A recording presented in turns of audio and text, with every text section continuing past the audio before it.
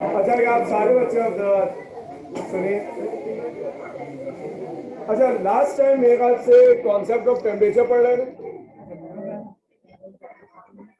और concept of temperature में लगा आप सारे बच्चे अब सुन लें। ये बात तो कह क्लास में नहीं लेनी। अगर आपका रजिस्टर नहीं है तो कोई ऐसा मसला नहीं, क्लास सुनते रहिए।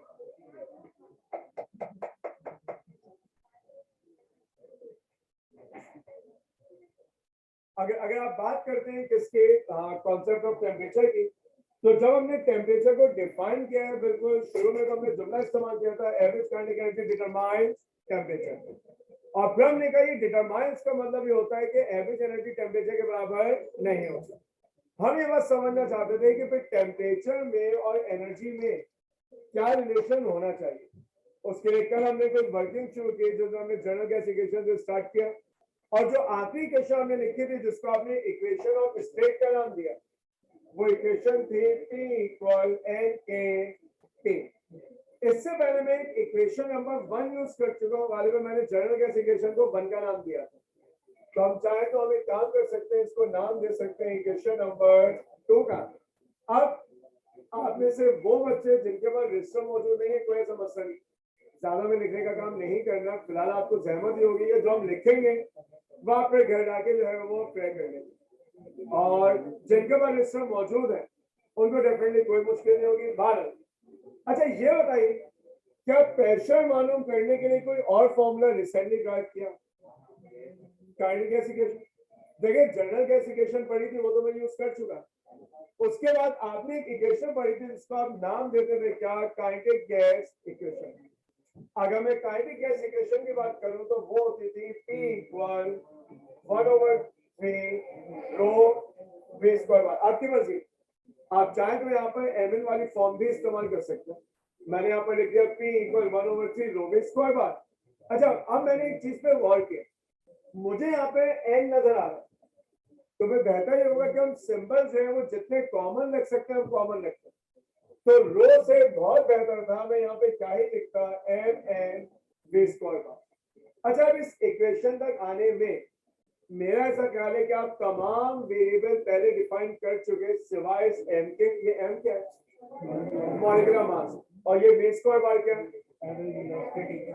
Average of square of velocities of molecule of a gas. अच्छा अगर आप इस वेलोसिटी को रिकॉल करें तो हमने कहा था ये वेलोसिटी जो है वो स्ट्रेट लाइन होती है, और फिर आप इसके 3 कंपोनेंट बनाते थे एक्स वाई और जेड। आपने फर्स्ट ईयर में एक वेलोसिटी पढ़ रखी है जिसको एंगुलर कहते थे, ओमेगा। क्या ये एंगुलर है? नहीं, जो वेलोसिटी यहाँ पर है वो लीनियर है। शायद पहले इस लफ्ज की इतनी कोई सिग्निफिकेंस नहीं थी, हमने इस्तेमाल भी नहीं किया, लेकिन आज के बाद आप जब भी इस बी को डिफाइन करेंगे ना, इसको सिर्फ वेलोसिटी नहीं कहेंगे, लीनियर वेलोसिटी कहेंगे। तो ये क्या पढ़ा जाएगा? Average of square of linear velocities of molecule of a gas. अगर आपने सिर्फ इसको वेलोसिटी कह दिया जैसे कि हम पहले कहते हुए आए हैं, कोई फर्क नहीं पड़ेगा। इस टॉपिक में लफ्ज लीनियर का अपने खास मतलब है, हम जो समझना चाहते हैं। पर P equal 1/3 mn v square बार, जहां पर आपको ये बताना पड़ेगा कि m से हमारी क्या मुराद है और v स्क्वायर बार से क्या मुराद है, इसको कहते थे इक्वेशन नंबर 3। अब मेरे पास प्रेशर की 2 इक्वेशन है, मैं इन दोनों को इक्वेट कर दूंगा। मैंने यहाँ पर लिखा इक्वेट 1 एंड 2। अगर आप 1 और 2 को इक्वेट करें तो ये बनेगा n kt is equal to 1/3 इधर देखो ये क्या लिखा हुआ है, और ये क्या है? Equating 2 and 3। तो जब आप 2 और 3 को इक्वेट करेंगे तो क्या बनेगा? n के t equal 1/3 mn v square bar. अब मुझे नजर आता है कि n से n कैंसिल हो गया, फॉर्म मेरे पास हो जाएगी सिर्फ क्या? k times t is equal to 1/3 m v square bar. एक काम करते हैं, ये k यहाँ पर मल्टीप्लाई हो रहा है, मैं इसको राइट पर ले आऊं तो ये बनेगा t equal 1/3 k m v square bar. अच्छा इस इक्वेशन की पूरी राइट हैंड साइड को देखिए, 1/3 क्या रहेगा? कांस्टेंट, k भी क्या है? मॉलिक्यूलर मास भी क्या है, कांस्टेंट। से जो चीज चेंज हो सकती है टेम्परेचर के चेंज होने से, वो क्या होगी, स्पीड, यानी v स्क्वायर बार। तो क्या मैं इसको ऐसे लिखूं, T is equals to some constant times v square बार, क्योंकि किसी भी गैस के लिए, क्या हर गैस के लिए ठीक है, तो क्या रहेगा, कांस्टेंट। एक पर्टिकुलर गैस के लिए m की वैल्यू भी क्या रहेगी, कांस्टेंट। आज अगर T चेंज होगा तो वो इसलिए चेंज होगा क्योंकि v स्क्वायर बार की वैल्यू क्या हो रही होगी, चेंज। तो आपने कहा T equal constant time v square bar.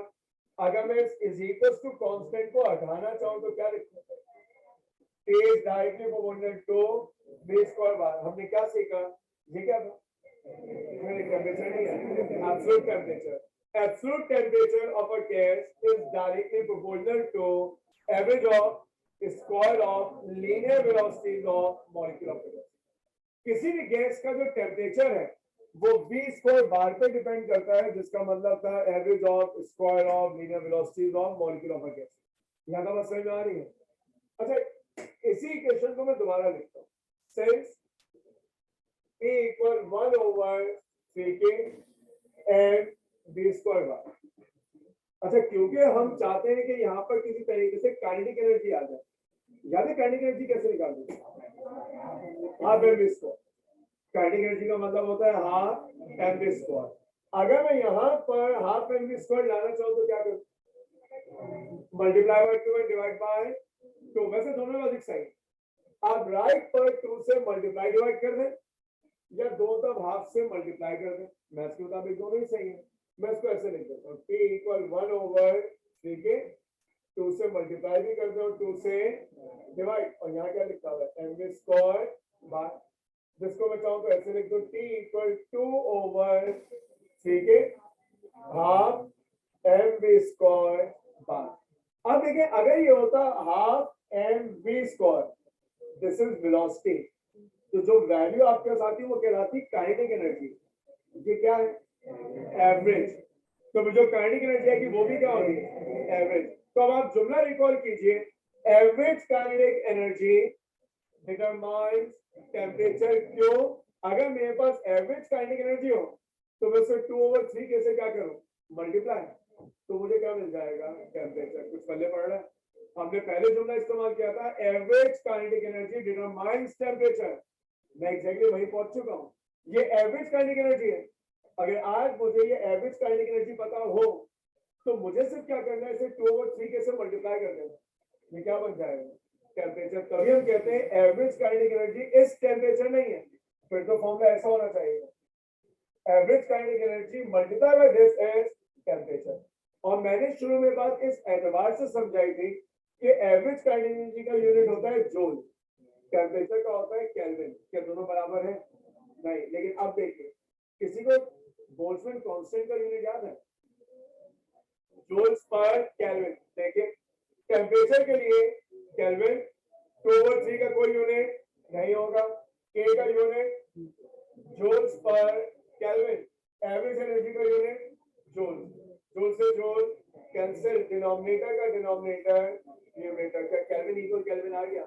अब ये इक्वेशन डायमेंशन भी क्या हो जाएगी, करेक्ट हो जाएगी।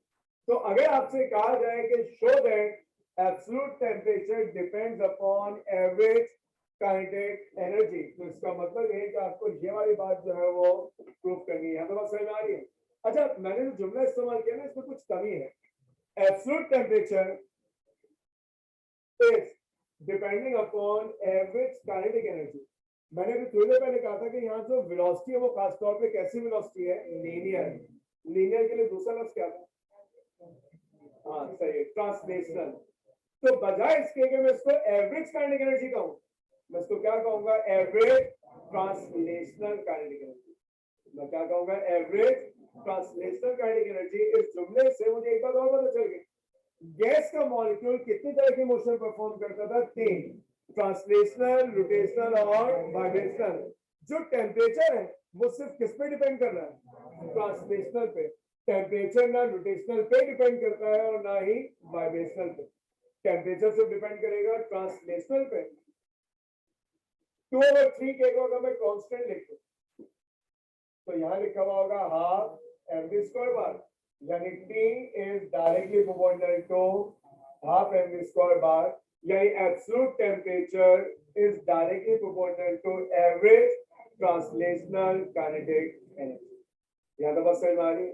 अब पेपर में जब ये सवाल आता है तो मोस्ट ऑफ द टाइम वो इसको एक अलग तरीके से पूछते हैं, और वो अलग तरीका क्या है, आपके पास इक्वेशन यही वाली है जो यहाँ लिखी है, T इक्वल 1/3 के mv स्क्वायर बार। मैं इसको दोबारा लिखता हूँ, तो ये क्या लिखा जाएगा, T इक्वल 1/3 के mv स्क्वायर बार। मुझे काइनेटिक एनर्जी चाहिए थी, आपने कहा सर 2 से मल्टीप्लाई और डिवाइड कर दे। अगले स्टेप में लिखा जाएगा क्या, T इज इक्वल्स टू 2/3 के हाफ mv स्क्वायर बार। सारा वही काम है जो यहाँ पे आपको हुआ नजर आ रहा है, ठीक है। अगर मैं इसको इस पर लिखूं 3/2 kT equal half mv square बार, ठीक है ना, 2/3 के है, ये 2/3 लेफ्ट पे जाएगा तो क्या बन जाएगा 3/2, यहाँ के डिवाइड हो रहा है माना कि क्या होगा मल्टीप्लाई। पेपर में ज्यादातर ये सवाल किस तरह आता है, show that 3/2 kT equal half mv square बार। यहाँ तक की वर्किंग आपको समझ में आ रही है। एक आखिरी जुमला फिर मैं सब आपको लिखवा दूंगा। एक बात बताइए, अगर मैं आपको 3 डिफरेंट गैसेस दूं, हाइड्रोजन, ऑक्सीजन, नाइट्रोजन, तीनों को मैंने सेम टेम्परेचर पे रख दिया, मेरे पास 3 गैसेस हैं, मैंने तीनों को सेम टेम्परेचर पे रख दिया, बताइए किसकी एवरेज काइनेटिक एनर्जी ज्यादा होगी। अभी जवाब ना दीजिएगा बड़ा मेहरबानी, ठीक है। हम फर्स्ट ईयर से फिर एक चीज की आदत डालने की कोशिश कर रहे हैं कि हम सोचें, पहले सवाल सुनिए, उसके बाद 30 सेकंड तक एक्टिंग करेंगे, आप सोच रहे हैं, उससे पहले जवाब मत देंगे, ठीक है। और अगर कोई किसी नतीजे तक पहुंच भी गया तो उसे कम से कम 1 मिनट इंतजार करना चाहिए। आप सुनिए, अगर मैं आपको 3 गैसेस दूं, हाइड्रोजन दे दूं, नाइट्रोजन दे दूं, ऑक्सीजन दे दूं, 3 गैसेस हैं, तीनों सेम टेम्परेचर पर है, मेरा सवाल यह है कि किसके पास ज्यादा एवरेज काइनेटिक एनर्जी होगी। टाइम अब शुरू हुआ है, तो सोचें, एटलीस्ट एक्टिंग करेंगे, सोच रहे एक्टिंग कर लो। अच्छा, ये एक्टिंग में ही जवाब दिया है, ठीक।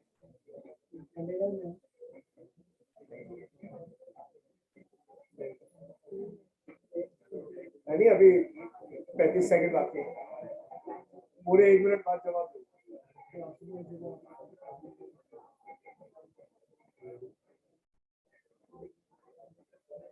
तो आप में से कितने बच्चे ऐसे जो किसी भी नतीजे तक पहुंचे हैं?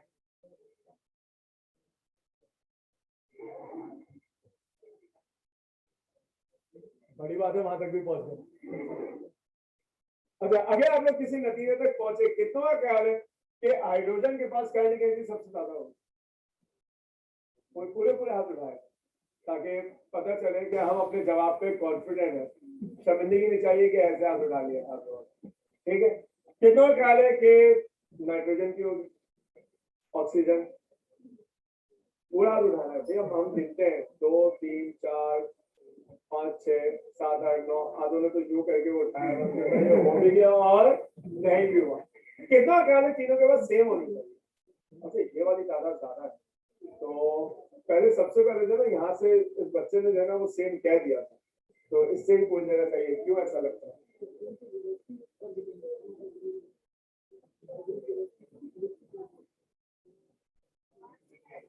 नहीं, जरूरत नहीं है, वो मेरी आ रही है, काफी है। ठीक, चले, अब हमारे पास एक राय आ गई, ठीक है। और कौन है जो कहता है कि सेम होगी?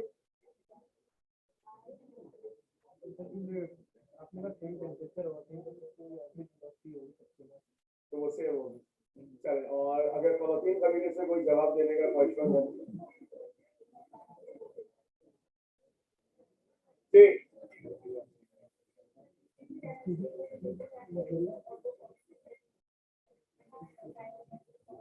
अच्छा, आप में से कोई और है जिसके घर में और भी कोई जवाब है सर, इस वजह से सेम हो सकती है, आप कहना चाहते हैं? लेकिन हम तो काइनेटिक एनर्जी सेम होने की बात करें, ये अगले सवाल का जवाब है। अच्छा, आप भी मुश्किल बात की, लेकिन आप कल सही बात है, वो मैं अगले टॉपिक में समझाने वाला हूँ, ठीक। अब ये कुछ बेहतर हो गया। देखिए बड़ी आसान सी बात है ना, फॉर्मूला देखिए आपके पास फॉर्मूला लिखा हुआ है क्या, T is equals to some constant time half mv square। कि कांस्टेंट तो चाहे हाइड्रोजन हो, चाहे ऑक्सीजन हो, चाहे नाइट्रोजन हो, सबके लिए 2/3 के क्या रहेगा, सेम। जब मैं ये कह रहा हूं कि सबका टेम्परेचर सेम है तो लाजिम है सबकी काइनेटिक एनर्जी भी क्या हो, सेम। बात समझ में आ रही है? अगर आप में से वो बच्चे जो इस बात को नहीं समझ पाए वो दोबारा देखें, इस इक्वेशन को देखिए, ये लिखी हुई है average kinetic energy. Average kinetic energy किसके बराबर है, 3/2 kT। अब अगर मैं बात करूं हाइड्रोजन की, ऑक्सीजन की, नाइट्रोजन की, तो एवरेज तो ये हो गया, बराबर किसके है, 3/2। क्या इसका ताल्लुक गैस से है, नहीं। क्या इसका ताल्लुक गैस से है, नहीं। ये तो सबके लिए क्या है, सेम। अब जब सबका टेम्परेचर सेम है तो सबके लिए 3/2 kT भी क्या है, सेम। और 3/2 kT का मतलब है एवरेज ट्रांसलेशनल काइनेटिक एनर्जी, वो सबके लिए क्या बन जाएगी, सेम। कुछ पहले पढ़ रहा क्या कह रहा हूँ? अच्छा, अच्छी बात यह है कि आपसे मैंने सवाल किया, दो बच्चों ने जो जवाब दिया हम उसको भी समझ लेते हैं। देखिए यहां से हमारे पास जवाब ये आया था कि सर जिसका मॉलिक्यूलर मास ज्यादा होगा ना उसकी स्पीड कम हो जाएगी। सही है? देखिए क्यों, अगर 3/2 kT सबके लिए सेम है तो सबके लिए फैक्टर को क्या रहना है, सेम। प्रॉब्लम ये कि सबका मॉलिक्यूलर मास क्या है, डिफरेंट। जिसका मॉलिक्यूलर मास कम होगा उसकी v² बार ज्यादा होगी, जिसका मॉलिक्यूलर मास ज्यादा होगा उसका v² बार, ताकि ये वाला फैक्टर कांस्टेंट बन सके। कोई बात समझ में आ रही है? तो ये अगला रीजन होता है। एक सवाल आपसे ये पूछा जाता है कि अगर मैं डिफरेंट गैसेस लूं उन सबको सेम टेम्परेचर पे रखूं तो किसकी एवरेज काइनेटिक एनर्जी ज्यादा होगी? आपका जवाब ये होगा सबकी सेम होगी, क्योंकि average kinetic energy is given by 3/2 kT। इनमें से कोई भी ऐसा नहीं है जो गैस के साथ चेंज है। 3/2 सबके लिए सेम है, के सबके लिए सेम है, और टी तो आपने बता दिया सबके लिए सेम है। या दूसरी लॉजिक है, absolute temperature is directly proportional to average kinetic energy. जब सबका टेम्परेचर सेम है तो सबके लिए एवरेज काइनेटिक एनर्जी भी क्या रहेगी, सेम। हाँ, अब अगर अगला सवाल यह है कि मेरे पास 3 गैसेस हैं, मैंने तीनों को सेम टेम्परेचर पर रख दिया, किसकी स्पीड ज्यादा होगी? तो अब आप क्या बताएंगे, अगर तीनों का टेम्परेचर सेम है तो तीनों की एवरेज काइनेटिक एनर्जी सेम है, और अगर तीनों की एवरेज काइनेटिक एनर्जी सेम है तो ऐसा सिर्फ उसी सूरत में मुमकिन है कि जिसका मास कम हो उसका v ज्यादा हो, और जिसका मास ज्यादा हो उसका v कम हो, ताकि वैल्यू क्या रह सके, सेम। ये दूसरा रीजन है। बात समझ में आ रही है? तो कल जहां तक आपने लिखा था उसके बाद लिखना शुरू कीजिए। अरे ये तो क्लास के शुरू में ही पता था कि रजिस्टर नहीं आएगा। कोई बात नहीं, कितनों के पास रजिस्टर मौजूद है, बच्चों का भी गिरा था, क्या फायदा हो गया।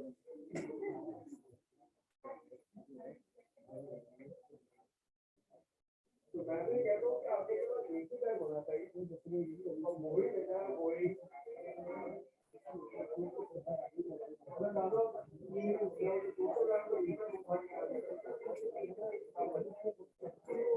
लिखिए।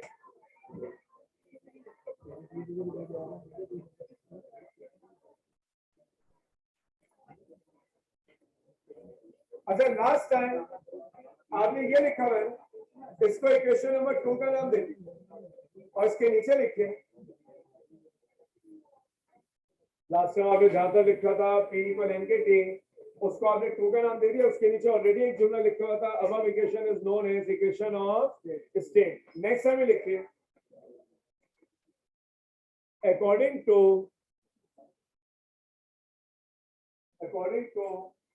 kinetic gas equation,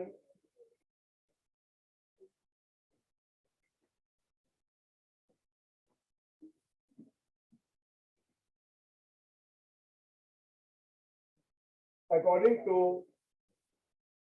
kinetic gas equation, और उसके बाद kinetic gas equation लिख लीजिए, P = 1/3 mn v² bar, P = 1/3 mn v² bar। और अब फिर हमने करना क्या, इसको आप नाम देंगे इक्वेशन 3 का, इसके नीचे लिखा जाएगा वेयर, और वेयर के बाद m का मतलब क्या लिखेंगे, molecular mass of the gas, और v स्क्वायर बार को पूरा लिखेंगे क्या, average of square of linear velocities of molecule of a gas. फिर आप लिखेंगे इक्वेटिंग 2 and 3, वॉट से 2 and 3 लिखिएगा, पहले आप लोगों ने गलत लिख दिया था 1 and 2, इक्वेटिंग 2 and 3 इक्वेट करके आपको यहां तक पहुंच जाना है, T is directly proportional to V square bar तक, बस यहां तक लिखिए, एक स्टेटमेंट लिखूंगा फिर बाकी working problem. T is directly proportional to V square bar, average of square of linear velocities of molecule of a gas, average of square of linear velocities of molecules of a gas।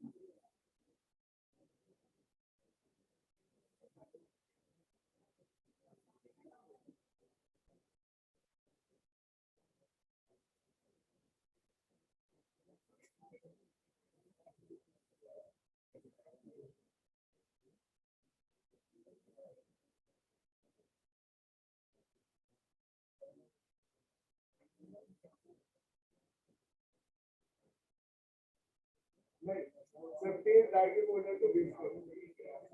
अच्छा, क्या हम T is directly proportional to V square बार तक पहुंच गए?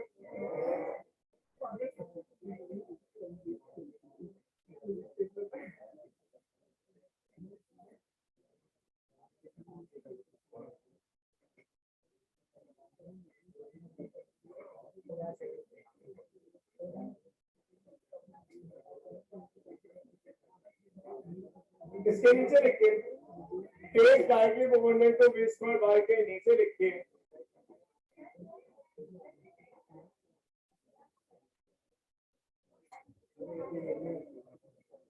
एक minute मैं पहले लिखवा दूं, T is directly proportional to V square बार के नीचे लिखिए, hence absolute temperature of a gas, hence absolute temperature of a gas, absolute temperature of a gas is directly proportional, absolute temperature of a gas is directly proportional to average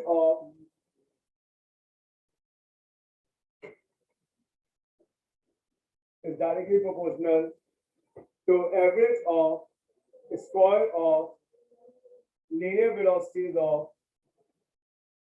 average of square of linear velocities of molecules of a gas।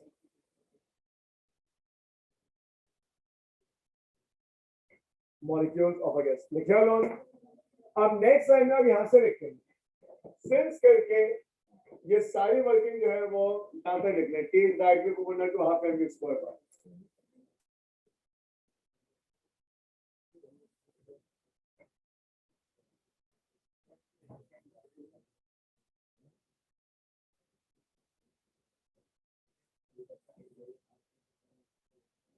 क्योंकि बंदी कौन से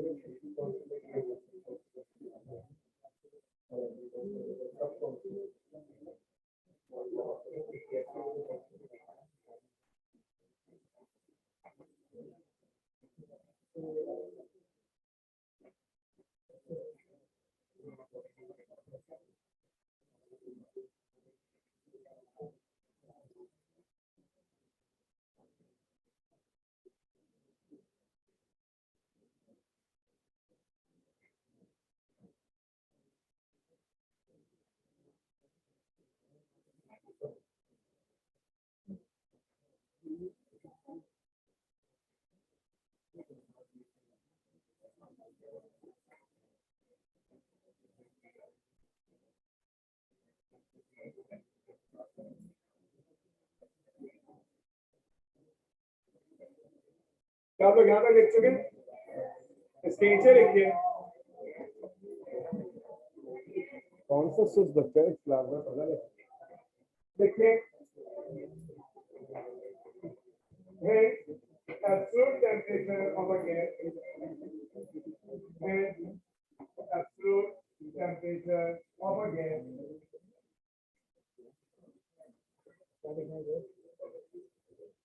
then absolute temperature of a gas is directly proportional. Hence, absolute temperature of a gas is directly proportional to average. Hence, absolute temperature of a gas is directly proportional to average translational kinetic energy. Hence, absolute temperature of a gas is directly proportional to average translational kinetic energy. First of all, इसके बाद देखिए it is the translational kinetic energy. It is the translational kinetic energy which determines the temperature. It is the translational kinetic energy which determines the temperature.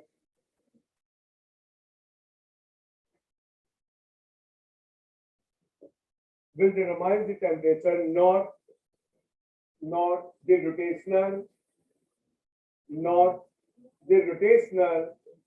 and vibrational,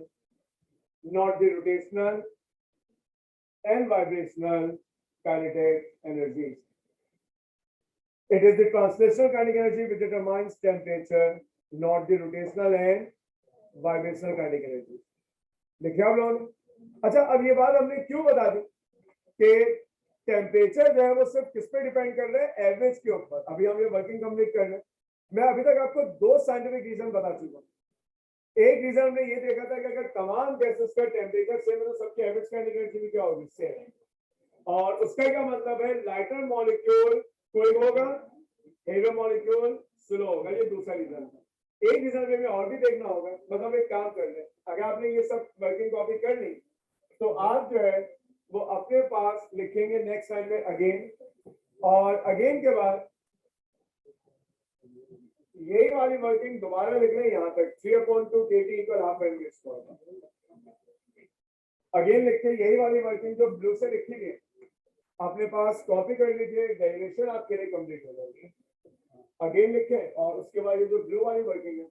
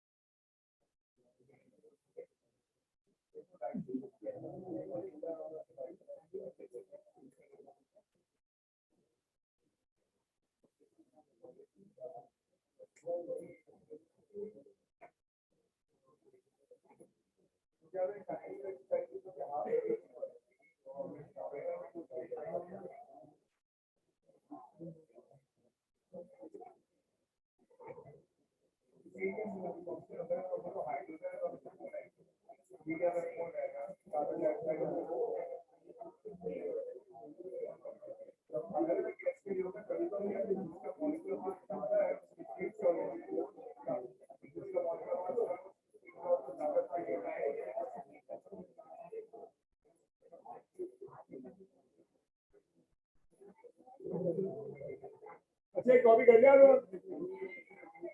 सुनिए। पहली बार क्योंकि मैंने अभी voice पे सवाल का जवाब दिया था, गर्ल्स में भी दिया, आप सारे सुन लें। कोई बच्चों ने सवाल ये किया सही, 3 कांस्टेंट समझ में आता है, एक n कैसे कांस्टेंट है? एक पर्टिकुलर गैस के लिए तो हमेशा क्या रहेगा, सेम। अगर हाइड्रोजन है तो उसका मॉलिक्यूलर मास हमेशा 2 है, ऑक्सीजन है तो उसका मॉलिक्यूलर मास हमेशा 32 है। आप ये नहीं कह सकते कि मॉलिक्यूलर मास सेम रहेगा। एक पर्टिकुलर गैस के लिए तो हमेशा क्या रहेगा, कांस्टेंट। लिहाजा मैंने m को कांस्टेंट ट्रीट किया। हाँ, गैस चेंज होगी तो उसकी भी कहानी आपको बता। जब तक डिफरेंट गैसेस की टेम्परेचर सेम है, उनकी काइनेटिक एनर्जी क्या रहेगी, सेम। क्यों? क्योंकि लाइटर मॉलिक्यूल की स्पीड ज्यादा होगी और हेवियर की कम होगी। अच्छा देखिए, जो गैसेस हैं, हमने जब काइनेटिक मॉलिक्यूल थ्योरी पढ़ी तो हमने कहा वो मॉलिक्यूल कई तरह के हो सकते हैं। एक होता था मोनोएटॉमिक मॉलिक्यूल, एक होता था डायटॉमिक। शायद आप रिकॉल कर पाएंगे क्योंकि बाद हमने क्लास में डिस्कस किया। अगर आप एक डायटॉमिक मॉलिक्यूल लेना, वो इस तरह नजर आता है, एक एटम ये और एक एटम ये स्ट्रेट भी जाता है, ये एक दूसरे पे इस तरह क्या कर रहे होते हैं, रिवॉल्व या रोटेट कर रहे होते हैं, और ये इस तरीके से क्या भी कर रहे होते हैं, वाइब्रेट भी कर रहे होते हैं। जो डायटॉमिक गैस का मॉलिक्यूल है उसके पास 3 तरह की मोशन होती है, ट्रांसलेशनल, रोटेशनल, वाइब्रेशनल। और हमने इस कॉन्सेप्ट को इस्तेमाल करके काइनेटिक गैस इक्वेशन ड्राइव भी किया कि आपने वेलोसिटी के 3 कंपोनेंट बनाए थे, Vx, Vy एंड Vz। अगर गैस मोनोएटॉमिक हो तो मोनोएटॉमिक का मतलब तो सिर्फ ये है, अब क्या इसके अंदर वो वाइब्रेशन की सेंस आ सकती है? नहीं। क्या रोटेशन की आएगी? नहीं। ये सिर्फ कैसे जाएगा, स्ट्रेट। जो मोनोएटॉमिक गैसेस होती हैं उनके मॉलिक्यूल सिर्फ और सिर्फ लीनियर मोशन परफॉर्म करते हैं। जितनी मोनोएटॉमिक गैसेस होती हैं उनके मॉलिक्यूल सिर्फ और सिर्फ ट्रांसलेशनल मोशन परफॉर्म करते हैं। अब इस जुमले का मतलब क्या है? इस जुमले का मतलब यह है कि आज अगर मैं 2 सैंपल लूं, सवाल गौर से सुनिए क्योंकि रिलेटेड तो इसी टॉपिक से लेकिन थोड़ा डिफरेंट। आज अगर मैं 2 सैंपल लूं, एक सैंपल हमारे पास ऑक्सीजन गैस का, एक सैंपल हमारे पास हीलियम का।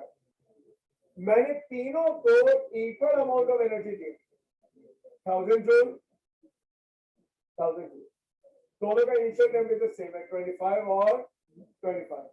सवाल सुनिए, उसके बाद 30 सेकंड तक, 60 सेकंड तक क्या करेंगे, सोचने की एक्टिंग, प्रिटेंड करना है। जो इंग्लिश मीडियम से है दे कैन प्रिटेंड, और बाकी नए रोशनी वाले जो है वो एक्टिंग करना। तो भारत, अगर आपसे कहा जाए कि हमारे पास 2 सैंपल है, एक जो है वो ऑक्सीजन का और एक जो है वो हीलियम का, दोनों का इनिशियल टेम्परेचर क्या है, सेम। मैंने दोनों को exactly same amount of energy they the, 1000 joule, 1000 joule. मेरा सवाल यह है किसका राइज ऑफ टेम्परेचर ज्यादा होगा?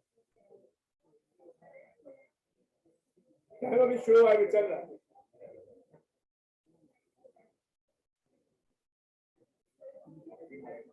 सवालों के कर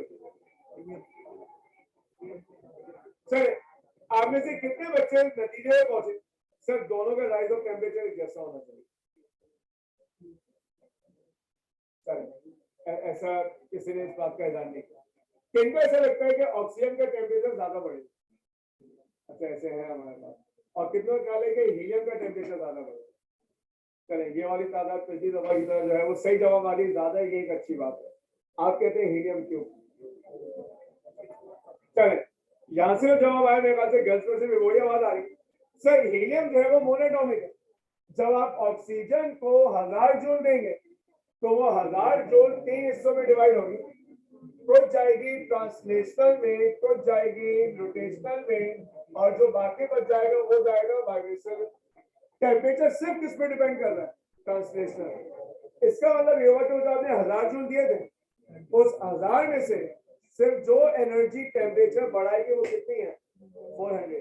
क्योंकि जो रोटेशनल है, जो वाइब्रेशनल है, उसका राइज ऑफ टेम्परेचर से कोई ताल्लुक नहीं होता। इसके बरखिलाफ helium is a monoatomic gas. Helium का मॉलिक्यूल सिर्फ कौन सी मोशन परफॉर्म करता है, ट्रांसलेशनल। आपने जो 1000 जूल दिए वो 1000 के 1000 जूल हीलियम के सिर्फ किसको कन्वर्ट हो जाएंगे, ट्रांसलेशनल में। वो सबके सब टेम्परेचर क्या करेंगे, राइज। कुछ पल्ले पड़ रहा है क्या कह रहा हूँ? हाँ, नहीं बस सबने पैसे दिए दिया है सर, में दोबारा बता देते हैं, सुन लीजिए। हमने पूरे टॉपिक में जो बात समझने की कोशिश की है वो ये कि temperature depends upon average translational kinetic energy. और फिर मैंने जुमला लिखवा भी दिया कि टेम्परेचर ट्रांसलेशनल पे डिपेंड करता है, रोटेशनल वाइब्रेशनल पे नहीं करता। आज आपने जिस मॉलिक्यूल को 1000 जूल दिए, अगर वो डायटोमिक है तो उसके बाद ट्रांसलेशनल भी होगी, रोटेशनल भी होगी, वाइब्रेशनल भी होगी। आपकी गिवन एनर्जी के 3 हिस्से बनेंगे, ट्रांसलेशनल, रोटेशनल और वाइब्रेशनल। नतीजा क्या निकलेगा? टेम्परेचर से उस फ्रैक्शन की वजह से बढ़ेगा जो ट्रांसलेशनल में गया, यानी 1000 में से सिर्फ 400 जूल। जितनी भी मोनोटॉमिक गैसेस हैं, क्योंकि उनका मॉलिक्यूल सिर्फ लीनियर मोशन परफॉर्म करता है, उनके पास रोटेशनल वाइब्रेशन है नहीं। आप 1000 जूल देंगे, वो 1000 के साथ किसमें चले जाएंगे? ट्रांसलेशनल में, और वही टेम्परेचर को क्या करते हैं? बढ़ाते हैं। इसका मतलब ये कि हीलियम में जो राइज ऑफ टेम्परेचर है वो ज्यादा होगा ऑक्सीजन के मुकाबले में। ठीक, आपने यहाँ तक की वर्किंग कॉपी कर ली। अब मैंने आपको टोटल 3 रीजन बताए जो आपने अपने पास अपने अल्फाजों में ही लिख लेने हैं। पहला रीजन ये था कि जब तक टेम्परेचर सेम है, कोई भी गैस हो, एवरेज काइनेटिक एनर्जी क्या रहेगी? सेम। जब टेम्परेचर सेम है, एवरेज काइनेटिक एनर्जी सेम है, तो इसका मतलब ये है लाइटर मॉलिक्यूल की स्पीड ज्यादा होगी और हेवियर की कम होगी। और तीसरा रीजन मैंने आपको बताया कि अगर आप 2 डिफरेंट गैसेस को सेम अमाउंट ऑफ एनर्जी दें तो राइज ऑफ टेम्परेचर इस बात पर डिपेंड करेगा कि वो मोनोटॉमिक है या डायटोमिक। मोनोटॉमिक का राइज ऑफ टेम्परेचर ज्यादा होगा डायटोमिक के मुकाबले। ठीक, इन तीनों बातों को अपने पास अपने अल्फाजों में लिख लीजिए। उसके बाद भी अगर